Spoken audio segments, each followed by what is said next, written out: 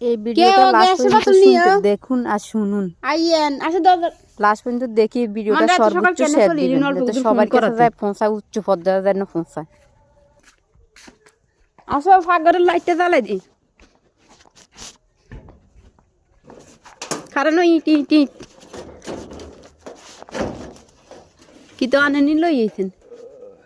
কিন্তু আর তো ফুলেন বোতল না দিলেন হ্যাঁ কিন্তু আনের কাছে আগের গ্যাস সেটি না আনে কেন দাম বাড়াই দিলেন কইতে কইতে হাঁস দিন আর সরকারও তো দাম বাড়ানো অন্য গ্যাসের দাম বাড়িয়ে গেল সরকার দাম বাড়ানো ভূমিকম্পের আর ভূমিকম্প হচ্ছে তোর গ্যাস উঠে বন্ধ রাখছে কোন গ্যাস সাইড ফ্যাক্টরি বন্ধ এটা আবার কিতা ভূমিকম্প লগে গ্যাসের সম্পর্ক কিতে ভূমিকম্প তো মাটির নিচে তুমি আনার ইতে রেতার